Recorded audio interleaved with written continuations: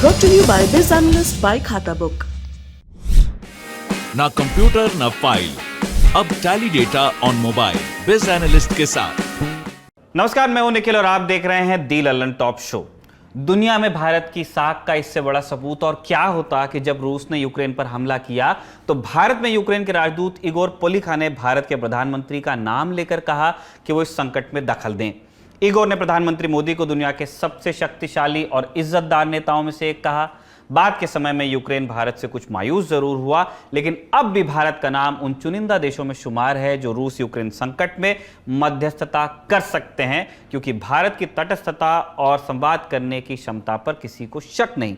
लेकिन जिस तटस्थता और संवाद की क्षमता का दुनिया में बोलबाला हो रहा है, वो बीते कई दिनों से भारत में ही नजर नहीं आती। एक दिन ऐसा नहीं जाता जब हिंदू मुस्लिम वैमनस्य बढ़ाने वाली घटनाएं नहीं होती और साथ में ये सुनने को नहीं मिलता कि पुलिस प्रशासन देखता ही रहा। एक प्राचीन और सहनशील धर्म परंपरा के नाम पर रोज दूसरे धर्म के भारतीय नागरिकों को हत्या और रेप की धमकियां दी जा रही हैं। क्या कोई शक्तिशाली और इज्जतदार नेता है इस देश में जो इन बदमाशों से सीधा संवाद करे और कानून का राज स्थापित करे, लोगों में भरोसा पैदा करे, या फिर यह देश अब एक हिंसक भीड़ द्वारा कब्जा कर लिया गया है? इन सारे सवालों को दोहराएंगे आज दिन की बड़ी खबर में, लेकिन उससे पहले देखिए ये video.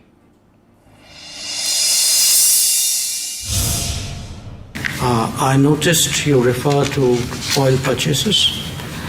If you are looking at energy purchases from Russia, I would suggest that your attention should be focused on Europe, which probably we do buy some energy which is necessary for our energy security, but I suspect looking at the figures, probably our total purchases for the month would be less than what Europe does in an afternoon.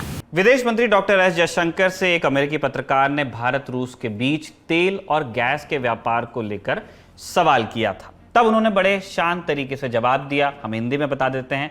हम एक महीने में भी रूस से उतना तेल और गैस नहीं लेते जितना यूरोप एक दोपहर में ले लेता है। 11 अप्रैल की दी लल्लन टॉप शो में हमने आपको बताया था कि विदेश मंत्री डॉक्टर एस जयशंकर और रक्षा मंत्री राजनाथ सिंह 2+2 डायलॉग के लिए अमेरिका गए हैं। हमने आपको यह भी बताया था कि राजनाथ सिंह का फोकस रहेगा रक्षा सहयोग पर और डॉक्टर जयशंकर का फोकस रहेगा यूक्रेन पर रूसी आक्रमण के संदर्भ में भारतीय विदेश नीति के बचाव पर।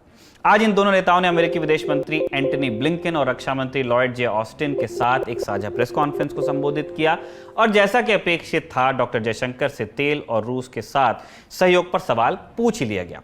डॉक्टर जयशंकर के जवाब के बाद बाउंसर पर सिक्सर टाइप बातें कही जा रही हैं, मीम्स बन रहे हैं, पत्रकार को रगड़ दिया, डुबो दिया, चित कर दिया टाइप दावे चल रहे हैं। लेकिन इस प्रसंग को इस सबसे आगे बढ़कर देखने की जरूरत है। बाइडेन मोदी बातचीत के बाद व्हाइट हाउस के प्रेस सचिव जेन साकी पहले ही साफ कर चुकी थी कि रूस से ऊर्जा आयात प्रतिबंधित नहीं है और भारत ने अमेरिका के लगाए प्रतिबंधों का उल्लंघन नहीं किया है। अब तक अमेरिका यह स्वीकार करता है कि हर देश अपने हित में निर्णय ले सकता है। बावजूद इसके एक राजनयिक कार्यक्रम के दौरान प्रेस ने खुलकर अपने हिस्से के सवाल पूछे। ये एक स्वस्थ लोकतंत्र की निशानी है। जो जवाब डॉक्टर जयशंकर ने दिया उसे भी हम सीखने की चीज मानते हैं। उन्होंने पत्रकार के सवाल को शांति से सुना, भारत के आधिकारिक स्टैंड को स्थापित किया, फिर आईना दिखाते हुए चुटकी ली तो उसमें भी एक तरफ तथ्य थे और दूसरी तरफ भाषा की गरिमा और संयम। नफासत से अपनी बात रखते डॉक्टर जयशंकर बताते हैं कि बहस से बढ़कर होता है संवाद। चलिए सीखने सिखाने का कार्यक्रम आगे बढ़ाते हुए दिन की सुर्खियों की तरफ चलें। पहली सुर्खी है कर्नाटक से। बीते दिनों यहां उडुपी में एक ठेकेदार ने बम्बई सरकार में ग्रामीण विकास मंत्री के ईश्वरप्पा पर कमीशन के पैसों के लिए परेशान करने का आरोप लगाया था। साथ ही कहा था कि अगर मुझे कुछ होता है तो जिम्मेदारी मंत्री जी की होगी। 12 अप्रैल की सुबह उडुपी के एक होटल में इस ठेकेदार का शव मिला है। ठेकेदार का नाम है संतोष पाटिल। प्रारंभिक जांच के बाद पुलिस का कहना है कि संतोष ने खुदकुशी की है। इंडिया टुडे पर छपी नागार्जुन द्वारकानाथ की रिपोर्ट के मुताबिक अपनी मौत से पहले पाटिल ने अपने दोस्तों को एक व्हाट्सएप मैसेज भेजकर बताया था कि वो अपनी जान लेना चाहते हैं और इसके लिए उन्होंने ईश्वरप्पा को जिम्मेदार बता दिया था। इस मैसेज में पाटिल ने प्रधानमंत्री, कर्नाटक के मुख्यमंत्री बोम्मई और वरिष्ठ भाजपा नेता और पूर्व सीएम बीएस येदियुरप्पा को उनके परिवार का ख्याल रखने को कहा था। पाटिल खुद को दक्षिणपंथी संगठन हिंदू वाहिनी का राष्ट्रीय महासचिव बताते थे। कुछ दिन पहले उन्होंने प्रधानमंत्री को एक खत भी लिखा था। इसमें उन्होंने अपने बिल्स क्लियर करने की अपील की थी। साथ ही में ईश्वरप्पा पर भ्रष्टाचार का आरोप लगाया था। पाटिल ने आरोप लगाया था कि कर्नाटक में सरकारी अधिकारी भी 40% तक कमीशन मांग रहे थे और यह कहानी कई और ठेकेदारों के साथ भी घटी थी।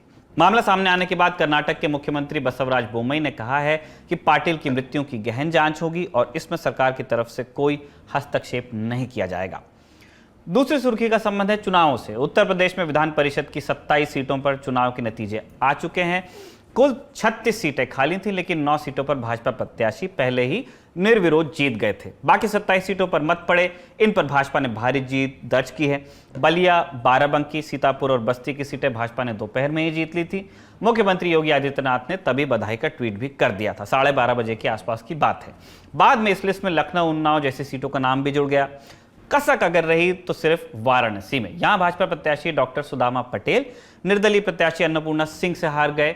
अन्नपूर्णा सिंह सजायाफ्ता गैंगस्टर ब्रजेश कुमार सिंह की पत्नी है।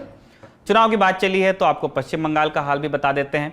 पश्चिम बंगाल की आसनसोल लोकसभा और बालीगंज विधानसभा सीट पर उपचुनाव हो रहा है। आसनसोल से भाजपा सांसद थे बाबुल सुप्रियो, इन्होंने इस्तीफा दिया और तृणमूल कांग्रेस में शामिल हुए, इसीलिए यहां पे उपचुनाव करवाना पड़ा। इसके लिए आज मतदान हुआ, जिसके दौरान हिंसा की खबरें हमारे सामने हैं। आसनसोल से भाजपा प्रत्याशी अग्निमित्रा पॉल ने आरोप लगाया कि बूथ पर तैनात भाजपा प्रतिनिधियों को तृणमूल कांग्रेस के नेताओं ने पीटा, कार्यकर्ताओं ने। अग्निमित्रा ने कहा कि ये उनके काफिले पर भी पत्थर बरसाए गए थे। बीते दिनों पश्चिम बंगाल में इन दोनों सीटों पर उपचुनाव के लिए केंद्रीय बलों की तैनाती को और बढ़ाया गया था, क्योंकि यहां बहुत बड़ी संख्या में बूथ संवेदनशील मान लिए गए थे। तीसरी सुर्खी का संबंध है, जी हां, आपने ठीक गेस किया, महंगाई से। रोज बात कर रहे हैं, आज फिर बात करनी पड़ रही है। मार्च के लिए खुदरा महंगाई के आंकड़े आज जारी कर दिए गए। भारत सरकार हर महीने कंज्यूमर प्राइस इंडेक्स यानी CPI जारी करती है। इसी के आधार पर महंगाई को मापा जाता है। फरवरी 2022 में महंगाई दर थी 6.07% और मार्च में हो गई 6.95%। मतलब महंगाई बढ़ी है। दर्शक जानते ही हैं कि रिजर्व बैंक ऑफ इंडिया महंगाई दर को 6% से जरा भी ऊपर नहीं चाहता। बावजूद इसके लगातार तीसरे महीने 6% के ऊपर महंगाई दर रही है। राहत की बात बस ये रही कि औद्योगिक उत्पादन फरवरी 2021 की तुलना में 1.7% बढ़ा है। अब चलते हैं चौथी सुर्खी की तरफ। चौथी सुर्खी का संबंध है पड़ोसी पाकिस्तान से। प्रधानमंत्री नरेंद्र मोदी ने पाकिस्तान के नए प्रधानमंत्री शहबाज शरीफ को बधाई दी थी। आज शरीफ ने प्रधानमंत्री का धन्यवाद किया और कहा कि पाकिस्तान भारत के साथ शांतिपूर्ण सहयोग की कामना रखता है। साथ में यह भी जोड़ा कि दोनों देशों के बीच जम्मू कश्मीर समेत दूसरे मुद्दों का निपटारा भी अनिवार्य है। पांचवी सुर्खी न्यूयॉर्क से है। यहाँ के ब्रुकलिन में गोलीबारी की घटना की जानकारी मिली है। शुरुआती खबरों के मुताबिक मास्क पहने एक शख्स ने भीड़ भाड़ के वक्त मेट्रो में स्मोक ग्रेनेड फेंके और फिर गोलियां चला दी। कम से कम 5 लोग घायल बताए जा रहे हैं। ज्यादा जानकारी का फिलहाल इंतजार है। आखिरी सुर्खी का संबंध है बिहार के मुख्यमंत्री नीतीश कुमार से। बीते दिनों बख्तियारपुर में एक युवक ने उन पर हमला किया था, कोशिश की थी, तब मुख्यमंत्री के अंगरक्षकों ने युवक को दबोच लिया था। आज मुख्यमंत्री के गृह जिले नालंदा में उनके मंच के बहुत करीब एक पटाखा दग गया। इस जगह से सीएम सिर्फ 20 फीट की दूरी पर बताए गए। नालंदा पुलिस ने इस मामले में एक शख्स को गिरफ्तार कर लिया है और जांच जारी है। लगातार दूसरी बार है जब नीतीश कुमार की सुरक्षा में चूक सामने आई है, बहुत ही कम समय के भीतर। ये थी सुर्खियां। अब चलते हैं दिन की बड़ी खबर की तरफ। 9 अप्रैल के दी ललन टॉप शो में हमने आपको बताया था कि ये इंटरनेशनल पॉलिटिक्स में बदलाव का दौर है। पढ़ने लिखने को बहुत कुछ है। हम भी हर रोज दूसरे देशों से जुड़ी खबर पढ़ लिख रहे हैं, आपको बता रहे हैं। कभी रूस यूक्रेन युद्ध की खबरों को देखते हैं, कभी पाकिस्तान की पॉलिटिकल हलचल को देखते हैं, सुनते हैं, तो कभी श्रीलंका में पसरी आर्थिक बदहाली को समझते हैं। इन दिनों अखबार, सोशल मीडिया, टीवी ऐसी ही खबरों से पटे पड़े हैं। मगर कभी सोचा है आपने कि दुनिया हमारे बारे में क्या पढ़ रही है? एक नमूना आप देखिए। श्रीलंका क्राइसिस को कवर करने गए पत्रकार जैनेंद्र कुमार ने फोटो ट्वीट की है, जो श्रीलंका के अखबार सीलोन टुडे की है। 10 अप्रैल को पहले पन्ने पर कोने में कुछ भारत के बारे में छपा था। जूम करके पढ़ने पर पता चला कि क्या लिखा था। यहां लिखा है, how polarisation is dividing India Silicon Valley. अखबार के पेज नंबर 5 पर 8 कॉलम की हाफ पेजर खबर है। विस्तार से बताया गया है कि भारत की सिलिकॉन वैली कहे जाने वाले बेंगलुरु को किस तरह धार्मिक आधार पर बांटा जा रहा है। आज ही सोशल मीडिया पर एक और वीडियो भी वायरल हो गया, कर्नाटक से ही है। इसमें कट्टरपंथी संगठन श्रीराम सेना के कार्यकर्ता तलवारें लहराते हुए भड़काऊ भाषण देते नजर आ रहे हैं। श्रीराम सेना के नेता राजचंद्र रमन गौड़ा ने खुलेआम मुस्लिम युवकों के खिलाफ हिंसा का आह्वान किया, अंग काटने की बात की, कहा कि तलवारें लेकर बस नाचते मत रहिए, लोगों से कह रहे थे वो। उनके भाषण में मारकाट का खूब उल्लेख था। 10 तारीख के इस बयान पर एफआईआर दर्ज हुई है, लेकिन ऐसा कुछ नहीं हुआ कि नजीर पेश हो जाए। ऐसा कुछ नहीं हुआ कि ऐसा करने वाले दोबारा ऐसा करने से बाज आए। कॉन्फ्लिक्ट ऑफ वॉर के दौर में जब दुनिया भारत की तरफ मध्यस्थता की भूमिका में उसको देख रही है, चाह रही है, तटस्थता की नजीर पेश की जा रही है, ठीक उसी टाइम ऐसी खबरों से हिंदुस्तान की क्या छवि बनेगी ये उन्मादी और दंगाई नहीं समझ सकते। समझने और समझाने का बड़ा दायित्व सरकार पर है, उसके नेताओं पर, अलग अलग राज्यों की सरकारें और केंद्र की सरकार। मगर ईमानदारी से सोचिए कि क्या कोई समझाइश की कोशिश होती आपको नजर आती है? कोई जोर जिम्मेदार नेताओं की तरफ से लगाया गया है? ऐसा हुआ है? ऐसा सोच के देखिए। जवाब आपको ना में मिलेगा, क्योंकि दक्षिण के कर्नाटक से शुरू हुआ धार्मिक तनाव नवरात्र के साथ उत्तर से लेकर पूर्व, पश्चिम और हर दिशा में फैल गया है। पहले गुड़ी पाड़वा के दिन जो राजस्थान के करौली में, और फिर रामनवमी के दिन जो गुजरात के हिम्मतनगर और खंबात में हुआ, जो बिहार के मुजफ्फरपुर में हुआ, जो झारखंड के लोहरदगा में हुआ, जो बंगाल के हावड़ा में हुआ और जो लगातार 2 दिन तक मध्य प्रदेश के खरगोन में हुआ, सब कुछ एक तरीके एक पैटर्न पर हुआ। क्या था ये पैटर्न? शोभा यात्रा और जुलूस निकाले गए, उन मोहल्लों से होकर निकाले गए जहां मुस्लिम आबादी बहुतायत संख्या में थी। मस्जिदों के पास धार्मिक नारे लगे, उकसाने वाले गाने बजे डीजे पर, उधर से पत्थर चले, इधर से भी पत्थर बरसाए गए, लोग इधर भी घायल हुए और उधर भी घायल हुए। इसके बाद हिंसा हुई, आगजनी हुई। कमोबेश हर जगह की यही कहानी रही। अब हम आपको एक कोट पढ़ाएंगे जो इन घटनाओं पर सटीक बैठता है। पहले सुन लीजिए, फिर बताते हैं किसका है। यह मारकाट इसलिए नहीं की गई कि फला आदमी दोषी है, वरन इसलिए कि फला आदमी हिंदू है या सिख है या मुसलमान। बस किसी व्यक्ति का सिख या हिंदू होना मुसलमानों द्वारा मारे जाने के लिए काफी था, और इसी तरह किसी व्यक्ति का मुसलमान होना ही उसकी जान लेने के लिए पर्याप्त तर्क था। जब स्थिति ऐसी हो तो हिंदुस्तान का ईश्वर ही मालिक है। ऐसी स्थिति में हिंदुस्तान का भविष्य बहुत अंधकारमय नजर आता है। इन धर्मों ने हिंदुस्तान का बेड़ा गर्क कर दिया है, और अभी पता नहीं कि ये धार्मिक दंगे भारतवर्ष का पीछा कब छोड़ेंगे। ये सवाल शहीद आजम भगत सिंह ने जून 1928 में किए थे। कीर्ति अखबार में भगत सिंह लिखते हुए लाहौर दंगों पर राजनीति और पत्रकारिता को कोसते हैं। सवाल पूछते हैं कि धार्मिक दंगे भारतवर्ष का पीछा कब छोड़ेंगे। 94 बरस बीत चुके हैं, मगर वो सवाल जस का तस मुंह बाए खड़ा है। तो क्या 94 साल में कुछ नहीं बदला? हम कहेंगे कुछ बातें बदली हैं। पराधीनता की बेड़ियां तोड़ स्वाधीनता हासिल हमने की है। साथ ही हासिल हुई चुनी हुई सरकारें जो संविधान की शपथ लेती हैं। वही शपथ लेकर नरेंद्र मोदी प्रधानमंत्री बने। अगले ही साल यानी कि 2015 में लाल किले की प्राचीर से उन्होंने एक बहुत बड़ी बात कही थी, बहुत पते की। उनको सुनिए।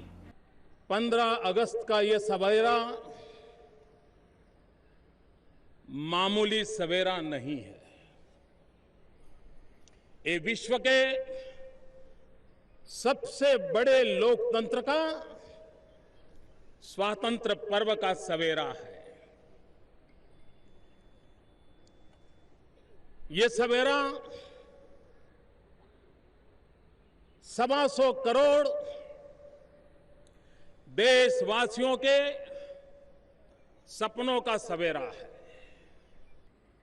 अगर देश की एकता बिखर जाए तो सपने भी चूर चूर हो जाते हैं, और इसलिए चाहे जातिवाद का जहर हो,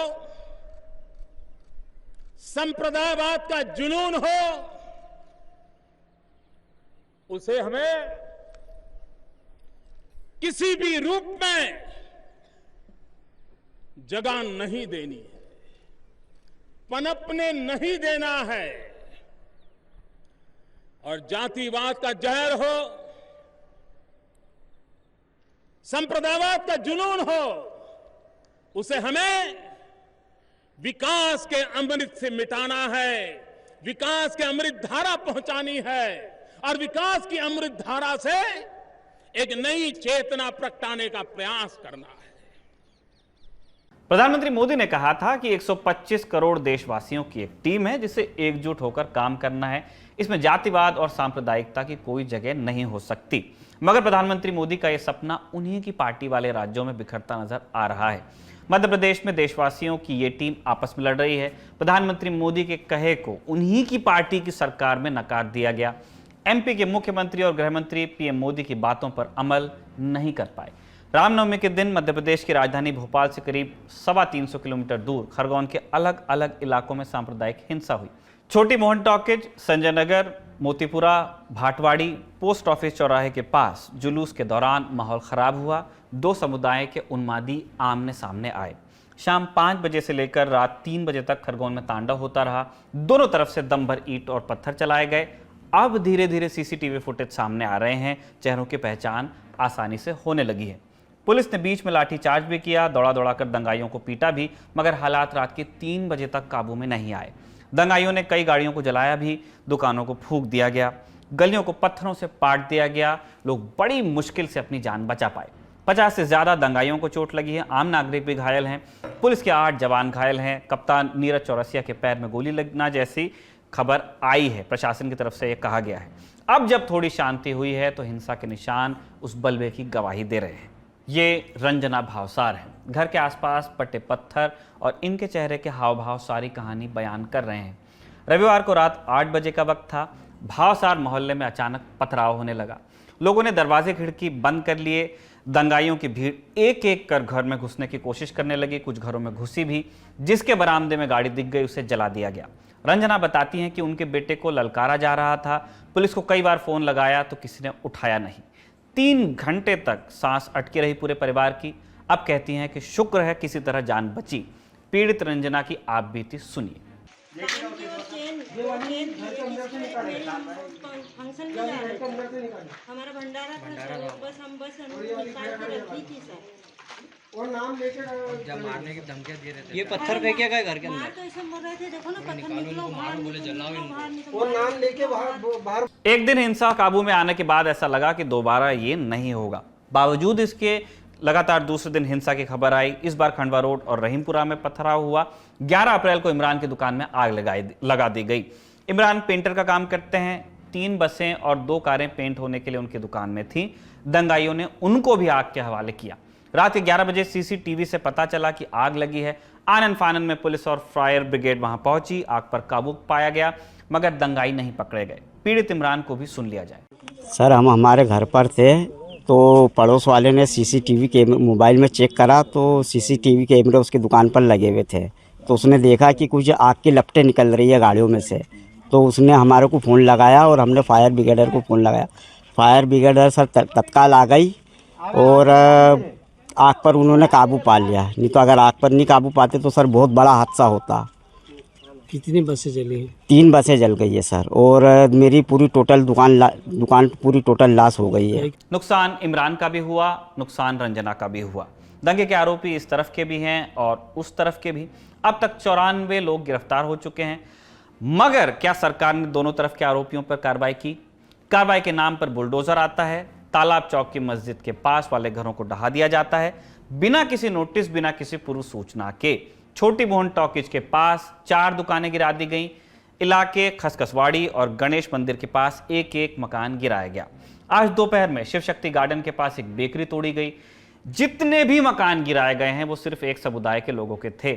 6 दुकानें मस्जिद कमेटी की थी, बाकी व्यक्तिगत। प्रशासन की तरफ से तर्क दिया गया कि ये अवैध निर्माण थे, एनक्रोचमेंट हटाने के लिए कार्रवाई करनी पड़ी। हमें दंगाइयों से रत्ती भर संवेदना नहीं है। हम चाहते हैं कि जो दंगाई है उस पर ऐसी कार्रवाई होनी चाहिए कि 7 पुश्तों को याद रहे कि क्या गलती की है। लेकिन उसके लिए जरूरी है कि तय कानून प्रक्रिया का पालन हो। कानून का काम न्याय करना है, ना कि बदला लेना। गृह मंत्री नरोत्तम मिश्रा ने हिंसा की बात कहा कि जिन घरों से पत्थर आया उसे पत्थर बना देंगे। हमारे सवाल स्थानीय प्रशासन और सरकार दोनों से हैं। एक दिन में आखिर ये कैसे पता चला कि पत्थरबाज कौन कौन था? उस पत्थरबाज का घर कहां था ये कैसे मालूम किया गया? अगर कोई घर अवैध था तो क्या खाली करने के पहले नोटिस दिया गया? अगर कोई आरोपी है तो क्या उसके पूरे परिवार को ये कलेक्टिव पनिशमेंट दी जा सकती है? और सबसे अहम सवाल, दोनों तरफ के दंगाइयों के घर क्यों नहीं गिराए गए? अगर दंगाइयों के घर सिर्फ इसलिए गिराए गए क्योंकि वो पत्थर चला रहे थे, एक तरफा कार्रवाई का आरोप क्यों लग रहा है? एक बार मध्य प्रदेश के गृह मंत्री नरोत्तम मिश्र का इस बात पर जवाब सुन लीजिए आप। बहुत साफ कहा था, जहां से पत्थर आएंगे वहीं के तो पत्थर निकाले जाएंगे। इसमें हमको कोई ऐसा थोड़ी कह रहे हैं कि हम बिना कहे कर रहे हैं। अतिक्रमण जहां है वहां कार्रवाई हो रही है। अच्छा सर, एक सवाल ये भी है कि क्या दंगा सिर्फ एक तरफ के लोग करते हैं कि दंगे में दोनों तरफ के लोग हिस्सा लेते हैं? पर प्रारंभ कौन करता है, बचाव में कौन करता है, 2 अलग अलग बातें हैं। पत्थर कहां से आए, शुरुआत कहां से हुई, ये है ना मूल बात। तो सर, अब जहां से शुरुआत हुई सिर्फ उन्हीं पे कार्रवाई होगी, जो रिएक्ट किए उनके ऊपर कोई कार्रवाई नहीं होगी? ये क्यों होगी उन पे? अपना बचाव भी नहीं करे आदमी, और आप पहले से तैयारी करे बैठे हो, पत्थरों का ढेर लगाए हो, गिट्टियों के ढेर लगाए हो, असला लिए हो, बंदूक लिए हो, रिवाल्वर लिए हो, एसपी को गोली लग रही है, पुलिस वालों को चोटें लग रही हैं, टीआई घायल है, कांस्टेबल घायल है, ये क्या है? मंत्री जी कह रहे हैं कि अगर कोई पत्थर मारेगा तो बचाव में पत्थर तो चलेंगे। ये एक सूबे के गृह मंत्री का बयान है। बयान ऐसा जैसे क्राइम को स्टेट जस्टिफाई कर रहा हो। बेहतर होता कि सूबे के गृह मंत्री होने के नाते मंत्री जी का जवाब होता कि अगर किसी ने पत्थर चलाया है तो कार्रवाई के लिए पुलिस है, आवेदन दीजिए, शिकायत कीजिए, एफआईआर कीजिए। मगर यहां तो आंख के बदले आंख का फॉर्मूला सुझाया जा रहा है मंत्री जी की तरफ से। गृह मंत्री के पास सुरक्षा की आंतरिक जिम्मेदारी होती है सूबे की। क्या गृह मंत्री ये बता सकते हैं कि सुरक्षा के लिए उनकी पुलिस ने क्या क्या तैयारी की थी? राजस्थान के करौली में यह हो चुका था। वैसी घटना के बाद क्या इंटेल रिपोर्ट थी? संवेदनशील इलाकों में ड्रोन से निगरानी करनी होती है, क्या यह हुआ था? नरोत्तम मिश्रा की पुलिस क्या यह सब कर पाई थी? लगातार दूसरे दिन हिंसा क्यों नहीं रुक पाई? जिले के कप्तान को क्या निर्देश दिए गए थे सरकार की तरफ से? इन सब का जिम्मेदार कौन है? किस अधिकारी पर अब तक कार्रवाई हुई है? इन सारे सवालों का जवाब देने के बजाय किसी राज्य का गृह मंत्री यह जवाब दे कि पत्थर आएगा तो पत्थर चलेगा, ये कहां से जायज है? बुलडोजर क्या जज है? गृह मंत्री क्या जज हैं या पुलिस जज हैं? हम फिर कहते हैं कि दंगाइयों पर कानून की धाराओं के तहत कठोरतम कार्रवाई होनी चाहिए, नजीर पेश की जानी चाहिए, मगर बिना किसी पर आरोप साबित किए उसके घर को गिरा देना, पूरे परिवार को सड़क पर ला देना, यह कहां का न्याय है? अंतिम फैसला करना अदालत का काम है, उसी का होना भी चाहिए। अगर न्यायपालिका का काम यूं बुलडोजर तले रौंदा जाएगा तो कहां का कानून और कैसा संविधान बचेगा? बीजेपी के ही एक और बड़े नेता की बात सुनिए, थोड़ा फर्क समझ पाएंगे। देखिए, क्राइम क्राइम है, क्रिमिनल क्रिमिनल है, और क्राइम पर किसी तरह की नरमी नहीं हो सकती और क्रिमिनल पर किसी तरह का सांप्रदायिक सुरक्षा और संरक्षण नहीं दिया जा सकता।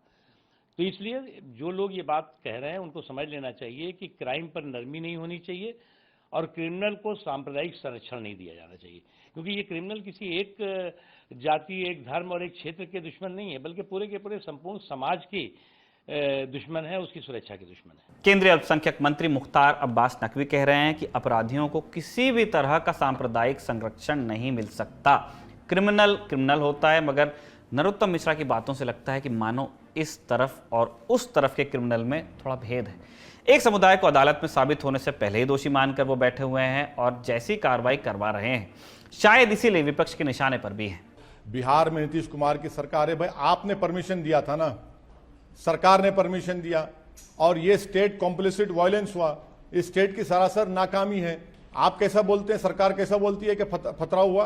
क्या सबूत है आपके पास, बताइए। और पथराव होता है तो फिर टारगेटेड आप मुस्लिम समुदाय के घरों को नुकसान पहुंचाते हैं, मस्जिदों के ऊपर झंडे लगा देते हैं, ये तो सरकार की। और फिर मध्य प्रदेश में तो कौन से कानून तहत आपने घरों को डेमोलिशन किया, उस कानून का हवाला दीजिए हमको।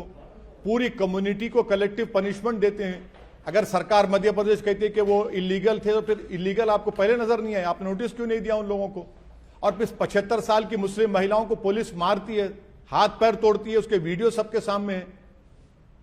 आप परमिशन आप दे रहे हैं, जिम्मेदारी आपकी है कि आप वायलेंस को ना होने दें। आप खुद ये सरकारें खुद इजाजत देती हैं वायलेंस की। मैं आपको बताना चाहता हूं कि अभी तक अगर हमारी सरकार होती तो ये नरोत्तम मिश्रा जी का पता भी नहीं चलता है कि ये कहाँ होते। चश्मा, उनको सत्ता का चश्मा और सत्ता का गुरूर इतना चढ़ा हुआ है। वो हम लोग भी आए दिन, चाहे विधानसभा में अगर उनका वक्तव्य होता है तो हम देखते हैं, सुनते हैं, मीडिया पे हम उनका वक्तव्य देखते हैं और सुनते हैं, तो ऐसा लगता है कि सत्ता के नशे में खूब चूर होकर वो बयान देते हैं, लेकिन ये आने वाला वक्त तो उनका नशा भी समाप्त और खत्म कर देगा। राजनीतिक आक्षेप से इतर बात कानून की जाए। बुलडोजर मॉडल की शुरुआत उत्तर प्रदेश से हुई। बाबा का बुलडोजर प्रसिद्ध हुआ तो मध्य प्रदेश में मामा का बुलडोजर चलने लगा। पोस्टर लगे, बुलडोजर से कथित न्याय होने लगा। मगर सवाल यह है कि क्या बुलडोजर न्याय संगत तरीके से चल रहा है? सुनिए मध्य प्रदेश के पूर्व डीजीपी अरुण गुरटू से। भाई देखिए, मेरी जानकारी में तो ऐसा कोई नियम नहीं है कि किसी अपराधी का घर गिरा दिया जाए, क्योंकि अपराध करने वाले को सजा दी जाए ये तो समझ में आता है, पर उसके परिवार को, उसके बच्चों को, उसके बूढ़े माँ बाप जो भी कोई वहाँ और हैं, उन्हें भी सजा दी जाए, ये समझ में नहीं आता, जहाँ तक मेरी जानकारी है। पूर्व डीजीपी मानते हैं कि ये सब कानून संगत नहीं है, ना किसी कानून में इस तरह की कार्रवाइयां इंगित भी हैं। कार्रवाई कानून संगत होनी चाहिए। बतौर संवैधानिक राष्ट्र हमसे यही उम्मीद भी की जाती है, ताकि फिर कहीं दूसरे मुल्क के अखबार में हमारे देश पर कुछ ऐसा लिखा और बोला न जाए। एक आखिरी बात और, नेताओं को लिखने और बोलने से पहले 4 या 40 बार सोचना चाहिए, क्योंकि उनके लिखे का असर बहुत दूर तक होता है, बहुत लोग फॉलो करते हैं। मध्य प्रदेश के पूर्व मुख्यमंत्री और कांग्रेस के वरिष्ठ नेता दिग्विजय सिंह खरगोन की बताते हुए एक फोटो ट्वीट करते हैं। फोटो रामनवमी के दिन की थी, मगर खरगोन की न होकर बिहार के मुजफ्फरपुर की थी। दिग्विजय ने सरकार पर सवाल उठाने के लिए ऐसा किया, मगर सवालों की सुई उन्हीं की तरफ घूम गई। आखिर में ट्वीट उन्हें डिलीट भी करना पड़ा। सुनिए इस पर मौजूदा मुख्यमंत्री शिवराज सिंह चौहान ने क्या कहा। दंगाइयों के खिलाफ कड़ी कार्रवाई जारी है। आज सवेरे मध्य प्रदेश के पूर्व मुख्यमंत्री श्री दिग्विजय सिंह ने जो ट्वीट किया धार्मिक स्थल पर झंडा फहराने का, वो फोटो मध्य प्रदेश का नहीं है।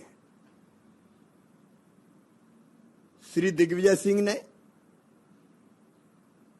मध्य प्रदेश में धार्मिक उन्माद फैलाने का षड्यंत्र रचा है।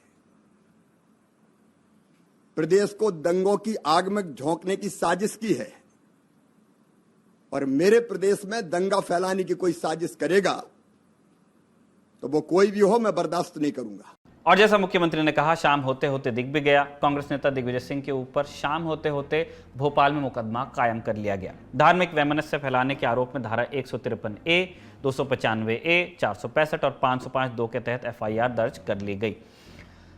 खरगोन में अति हुई, इसलिए उसकी चर्चा ज्यादा है, लेकिन रामनवमी के दिन देश के अलग अलग हिस्सों में जो हुआ उसमें आपको छोटे छोटे खरगोन नजर आएंगे। कहीं मस्जिद के सामने नाचने की जिद है, कहीं मस्जिद पर झंडा फहराने की जिद है। ऐसा नहीं कि ताली एक ही हाथ से बज जा रही है, यह भी जिद है कि जुलूस आ गया तो बिना पिटे या पत्थर खाए लौटेगा नहीं। ऐसा लगता है कि देश कोई चला नहीं रहा, वो चल रहा है अपने आप, एक भीड़ के भरोसे। वही भीड़ जिस पर आरोप है कि उसने दिल्ली के ठीक बगल में स्थित ग्रेटर नोएडा में एक पत्रकार को सिर्फ इसलिए पीटा क्योंकि उसने देर रात जगराते के दौरान बज रहे लाउडस्पीकर की शिकायत कर दी थी। ये सब हम देखते हैं तो हमें कवि श्रीकांत वर्मा की पंक्तियां याद आती हैं। सुनिए। कोई चीखता तक नहीं इस डर से कि मगध की शांति भंग न हो जाए। मगध को बनाए रखना है तो मगध में शांति रहनी ही चाहिए। मगध है तो शांति है। कोई चीखता तक नहीं इस डर से कि मगध की व्यवस्था में दखल न पड़ जाए। मगध में व्यवस्था रहनी ही चाहिए। मगध में न रही तो कहाँ रहेगी, क्या कहेंगे लोग। लोगों का क्या, लोग तो ये भी कहते हैं कि मगध अब कहने को मगध है, रहने को नहीं। कोई टोकता तक नहीं इस डर से कि मगध में टोकने का रिवाज न बन जाए। एक बार शुरू होने पर कहीं नहीं रुकता हस्तक्षेप। वैसे तो मगध निवासियों कितना भी कतराओ, तुम बच नहीं सकते हस्तक्षेप से। जब कोई नहीं करता तब नगर के बीच से गुजरता हुआ मुर्दा ये प्रश्न कर हस्तक्षेप करता है, मनुष्य क्यों मरता है। आज का दी ललन टॉप शो देखने के बाद सोचिएगा कि कहीं भारत मगध तो नहीं होता जा रहा। यह था हमारा बड़ी खबर सेगमेंट। अब बताते हैं कू की राय। कू पर आज हमने जनता से पूछा था कि क्या सिर्फ शक के आधार पर बुलडोजर चलाना सही है। जवाब भी सुन लीजिए। नहीं में जवाब दिया है 66% लोगों ने और हाँ में जवाब दिया है 34% लोगों ने। अगर आप भी कूपर हमारे पोस्ट का हिस्सा बनना चाहते हैं तो कूपर दी ललन टॉप को फॉलो कर सकते हैं। हम कूपर आपसे अलग अलग मुद्दों पर आपकी राय भी मांगते रहेंगे। अपनी राय आप हमें कमेंट बॉक्स या #LTShow के साथ आप कू करके भी बता सकते हैं। हम उससे भी दी ललन टॉप शो में शामिल करेंगे। जाते जाते एक जरूरी बात, ऑर्डिनरी पर हम जल्द ही आपके लिए एक नया शो परवरिश लेकर आने वाले हैं। जैसा कि शो के नाम से जाहिर है, ये शो पेरेंटिंग टिप्स देने वाला है। तो अगर आप यंग मम्मी पापा हैं या बनने वाले हैं तो ये शो आपके बेहद काम आने वाला है। देखने के लिए ऑर्डिनरी पर बने रहें। अरे जाओ जाओ, मैच तो हमें ही जीतना था। अपना बॉलर वो वाली गेंद ना फेंकता तो जीत जाते हम। वाह, उसके कैच ने तो मैच ही बना दिया। यार ये ओपनर्स अगर थोड़ा और तेजी से खेलते ना, बात बन जाती। एक फिनिशर की कमी पड़ गई, वरना मैच जीत जाते। मैच तो हमें जीतना ही था। आप भी हैं ललन टॉप क्रिकेट एक्सपर्ट। घर बैठे जुड़िए हमारे IPL लाइव शो बमचक में हर रोज मैच के बाद।